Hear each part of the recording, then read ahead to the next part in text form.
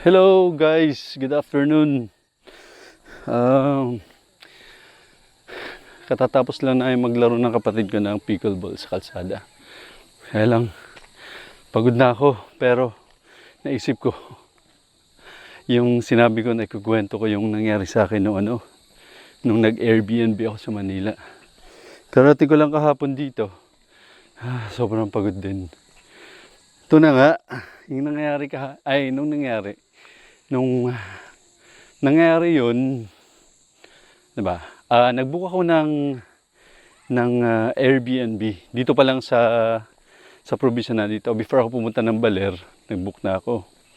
So, ano yun? 3 days, 2 nights na accommodation supposedly.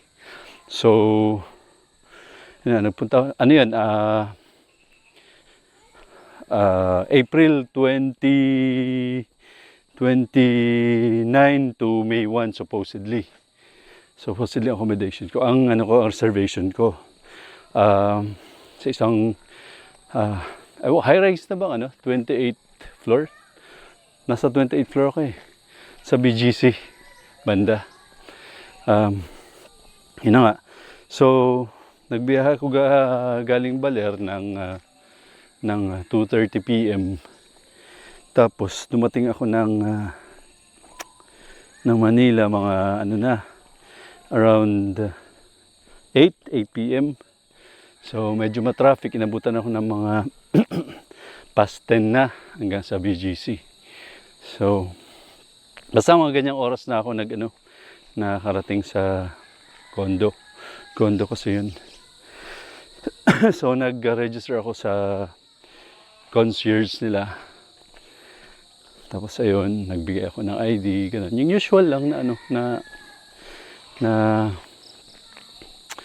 registration, kina-ID ko, ganun. So umakyat na ako. Yung floor, hindi ko nasasabihin. Unit number, hindi ko nasasabihin. Pero, ang pangalan ng building is One Uptown Residence. So, 28th floor. Hindi ko sasabihin yung exact na unit nung accommodation. Basta yan, yung nasa 28th floor ako. So, umakyat ako. Binigay sa akin yung susi, yung instruction sa akin. Ito. So, pumasok ko. Usual lang na binivisualize ko. Ngayon pala kinakabahan na ako. May pagpasok ko, madilim. So, inon ko yung mga ilaw, lahat ng ilaw. Tapos, inon ko yung aircon. 20 yung setting ko. Dalawang aircon yun na split type aircon. So, taing-taing na ako nun. So, after ko yung aircon, diretso ako ng CR. Tumae ako. Mga ilang minutes din yun. Kasi sobrang pagod na rin ako nun. Tapos yun, naramdaman ko parang gusto ko magbawas. So after nun, nag-toothbrush ako. Hindi ako naligo actually. Hindi ako nagpalit ng pangtaas ko. Ano lang, shorts lang. After. Tapos,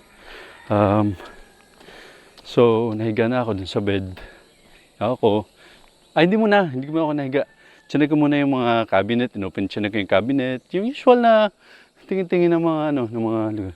Kung anong laman, yung ref, tinuksan ko, naka-on yung ref. Tapos, ayun na nga, so, pagod na ako, antok din. So, nagpahinga ako. Humiga ako ng bed.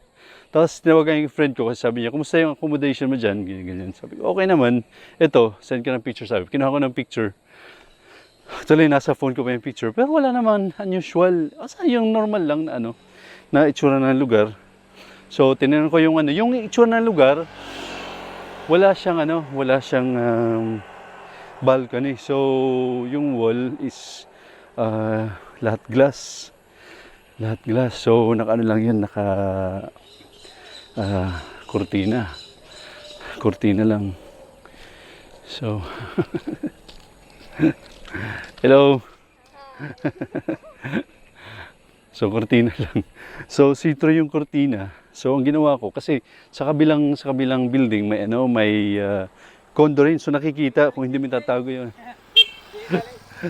So hindi mo isasarado yung may kurtina ano yung parang saradong-sarado. May yung ding kurtina na ano na yung parang see-through. So sinarado ko yun.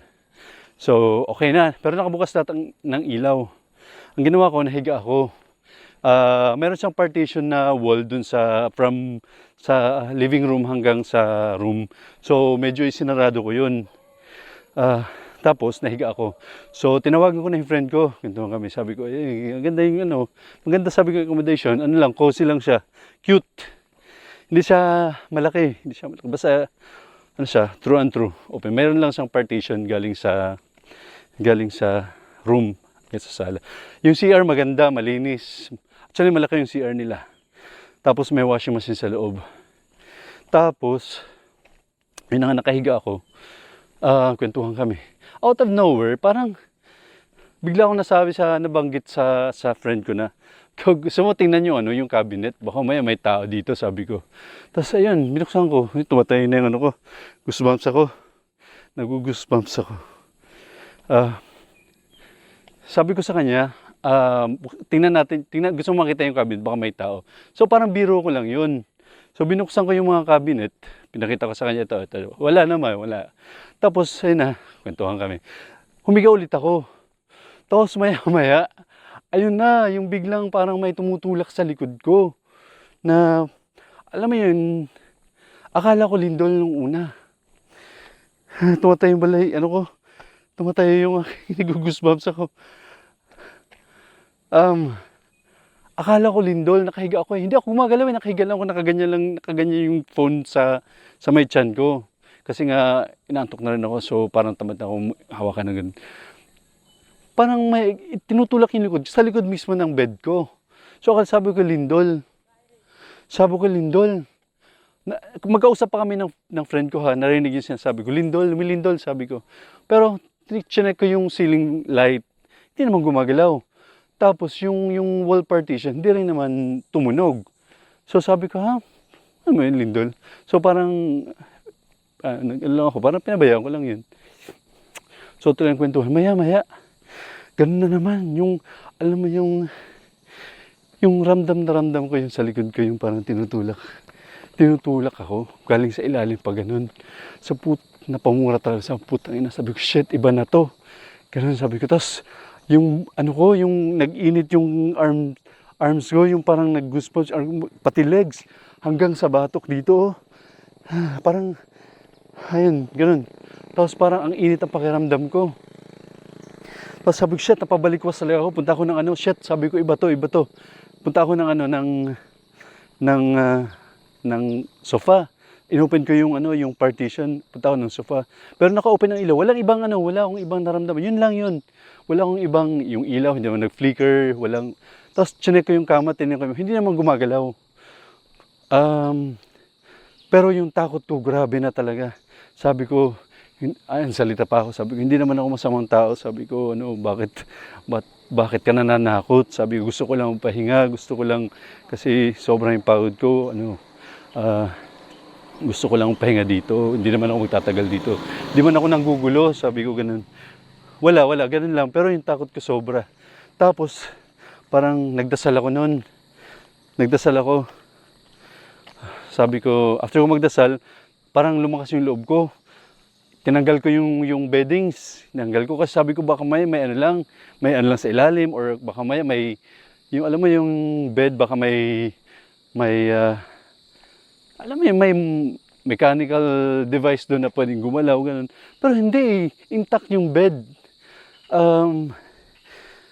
Wala, inangat ko yung bed, wala. Yung ilalim, wala, malinis yung ilalim ng bed.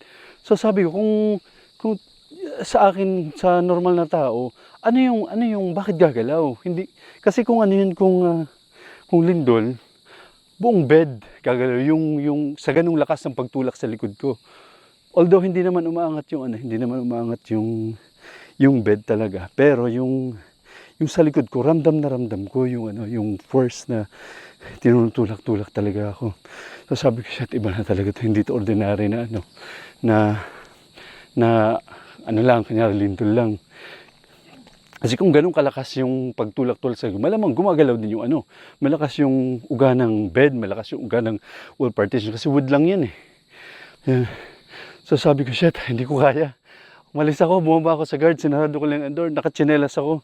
Sabi ko, ang bungad ko sa guard, kaagad sabi ko, may multo ba sa unit na ganito?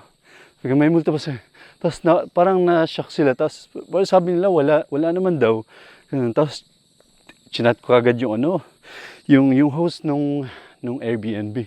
Sabi niya, wala naman, sabi niya, wala naman daw.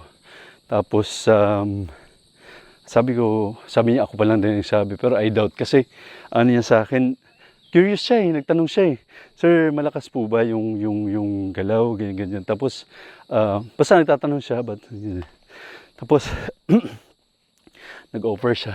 Sabi ko, hindi na ako tutuloy doon. Sabi ko, hindi ko kaya matulog. Ako nag-freak out ako kasi sabi ko, what if madaling araw, sakalin ako bigla?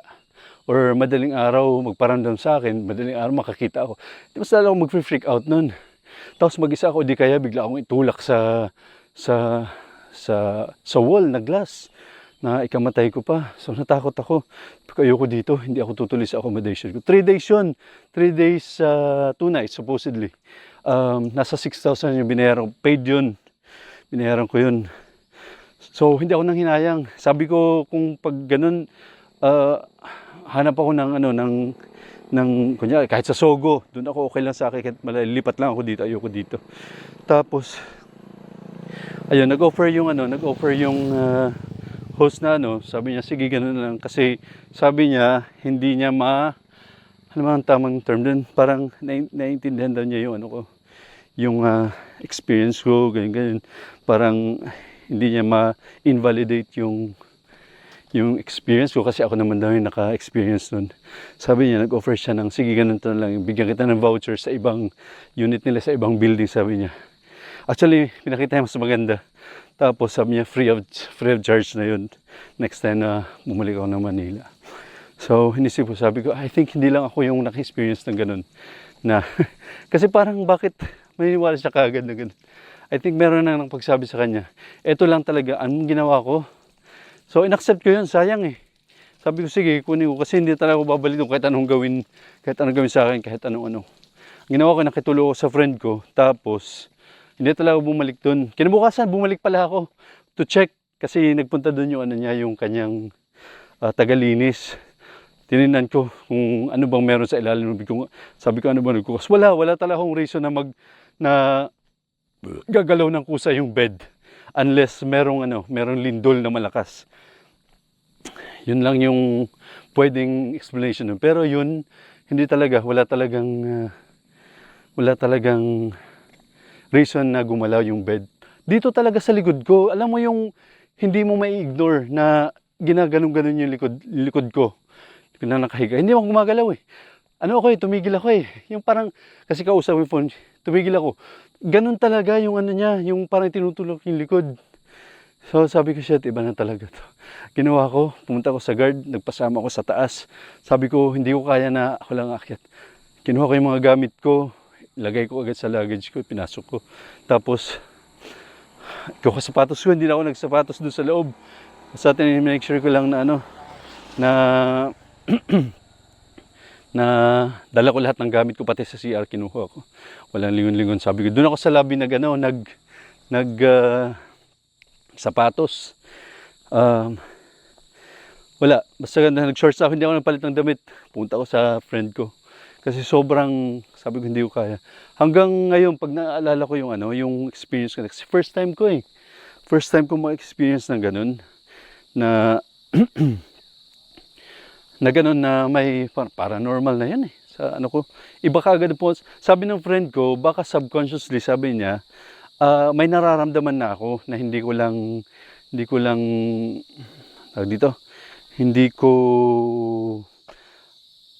ina-accept ba? Ano ba ang term doon? Hindi ko na-entertain. Pero out of nowhere, nasabi ko na baka may tao. So, subconsciously, nararamdaman ko na yun. Nabanggit ko. Siguro baka sabi ko naman, naiisip ko, baka talagang merong multo doon na ayaw naman talagang magparamdam. Kaya lang, siguro, since nabanggit mo, baka may tao dito, siguro, ay, nakikita niya ako or baka nandun siya sa cabinet talaga na tamaan siya. So, ayun na siguro, parang naano siya na, ewan, na-excite siguro, na, ay shit, nakikita niya ako. Ganun. So, yun.